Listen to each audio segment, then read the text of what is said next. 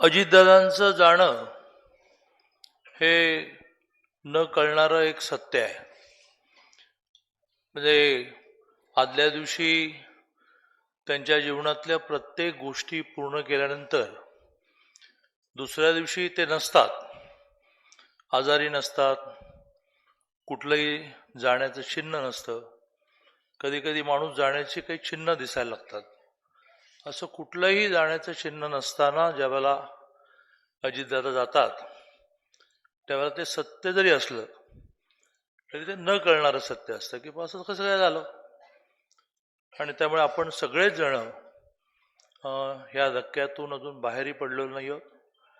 यात केवळ राष्ट्रवादीचे कार्यकर्ते, राष्ट्रवादीचे नेते इतकं मर्यादित नाहीये. तो प्रचंड प्रचंड मोठा वर्ग असा आहे की ज्यांना काही ना काही निमित्ताने जवळून भेट जरी झाली नसेल तरी त्यांच्याबद्दलच्या आठवणी त्यांच्याकडे आहेत. मला आठवतं की 2006 साली मी भारतीय जनता पार्टीचा एक सामान्य कार्यकर्ता होतो, आमदार झालो नव्हतो, मंत्री झालो नव्हतो. आणि कोल्हापूरची जिला आपण सुवर्णकन्या म्हणतो अशी तेजस्विनी सावंत तिने मेलबर्नला राष्ट्रकुलमध्ये 2 गोल्ड मेडल मिळवले.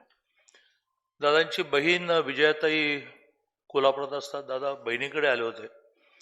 दादांच्या बद्दलच्या अशा कुटुंबवत्सल म्हणून गोष्टी सुद्धा खूप खरं म्हणजे अनेकांनी सांगण्यासारख्या आहेत. एखादा माणूस रांगडा असतो, लोकांना आदरयुक्त भीती वाटणारा असतो, पण तो कसा कुटुंबवत्सल असतो ते खूप वेळा विजयाताईंकडे यायचे. तर विजयाताईंकडे आलेले अजितदादा सकाळी 6 वाजता मेलबर्नची ही 2 गोल्ड मेडल मिळवलेली बातमी ऐकल्यानंतर तेजस्विनी सावंतच्या घरी पोहोचले. हलाकी म्हणजे काय याचं मोठं उदाहरण तेजस्विनी सावंतचं घर होतं. पण तिथे जाऊन सकाळी 6 वाजता तिच्या आईवडिलांचं कौतुक, आणि ती मेलबर्नलाच होती, त्यांनी घोषित केलं की हिला आल्यानंतर आम्ही कुठलीही MPSCची परीक्षा, त्यावेळेला कायदा नव्हता, आता कायदा झाला, कुठलीही MPSCची परीक्षा न देता आम्ही क्लास 1चा जॉब देणार. पुढे क्लास 1चा जॉब देऊनच दादा थांबले नाहीत, तर घर आणि तिची रेंज बांधण्यासाठी, शूटिंग रेंज बांधण्यासाठी जागा पण त्यांनी दिली. आता या तेजस्विनी सावंतचा नंतर किती संबंध आला असेल दादांशी, राजकारणात ती नसल्यामुळे माहीत नाही, पण आज त्यांच्या घरी दुःख आहे. अशी लाखो लाखो घरं आहेत की ज्यांना काही ना काही असा परिसस्पर्श झाला.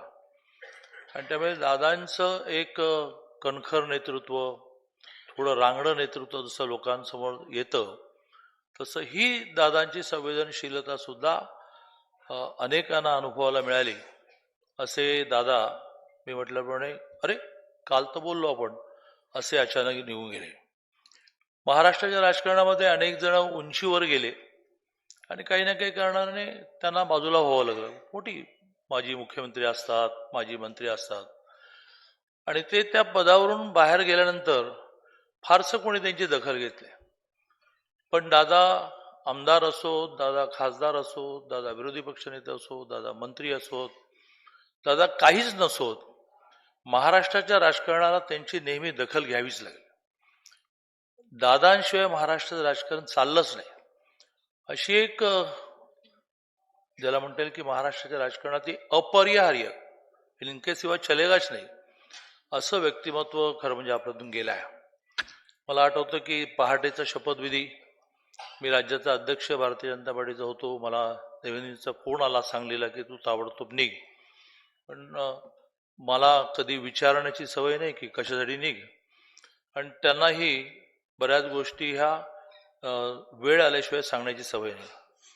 मी पोचलो राजभवनला आणि धडाधड दादांच्या मग वहिनी, मुलं अशा सगळ्या गाड्या पोचल्या, आणि मग लक्षात आलं की दादा शपथ घेणार आहे. देवेंद्रजीच्या घरी गेल्यानंतर म्हटलं हे काय, ते म्हणाले की हे दादाच करू शकतात, आणि त्यांनी हे धाडस केलेलं आहे. ते धाडस त्यांनी नंतर पुन्हा एकदा केलं आणि राष्ट्रवादीतून बाहेर पडून ते सरकारमध्ये सहभागी झाले. असं परिणामांची काळजी न करता उडी मारण्याची सवय ही दादांमध्ये होती. त्यामुळेच ते खरं म्हणजे इतक्या मोठ्या स्थानापर्यंत पोहोचले. कुठलंही खातं येवो त्याचं आकलन करणं हे त्यांचं मोठं वैशिष्ट्य होतं. आणि त्यामुळे त्यांच्याकडे खातं आलं नाही असं कुठलं खातंच राहिलं नाही. पण प्रत्येक गोष्टीचं आकलन त्यांनी केलं. यासाठी अभ्यास करण्याची वृत्ती आणि नम्रपणे स्वीकारण्याची वृत्ती, की हे मला माहिती नाही, हे जरा मला माहिती करून द्या. सुनेत्राबाईंनी खासदारकीला उभा राहिल्या एका सभेमध्ये आम्ही एकत्र होतो.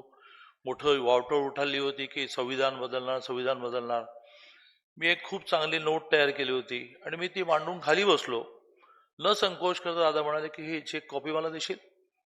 मी ताबडतोब माझ्या बरोबरच्या माणसाला पाठवलं होती. म्हणजे त्यांनी संकोच नाही केला की ही नोट मला हवी आहे.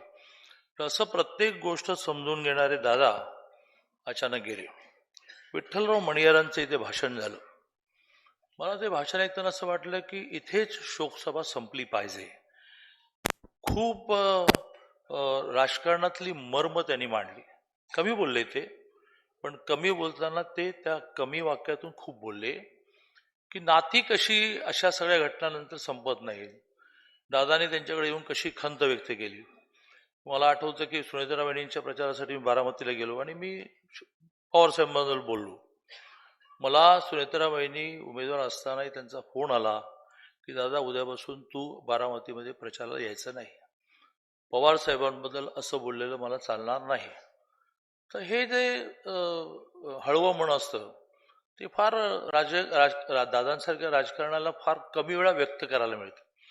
आणि त्यामुळे मी माझ्या पक्षाच्या वतीने, शासनाच्या वतीने त्यांना श्रद्धांजली व्यक्त करतो. आणि आपल्यापैकी अनेकांच्या मनामध्ये ही भावना आहे की त्यांच्या कुटुंबाच्या मागे आपण भक्कमपणे उभे राहिलं पाहिजे. आणि त्यांनी केलेलं कार्य हे असं अचानक गेल्यामुळे जे अपूर्ण राहिलं आहे ते त्यांच्या कुटुंबाला पूर्ण करताना आपण सगळ्यांनी मदत केली पाहिजे.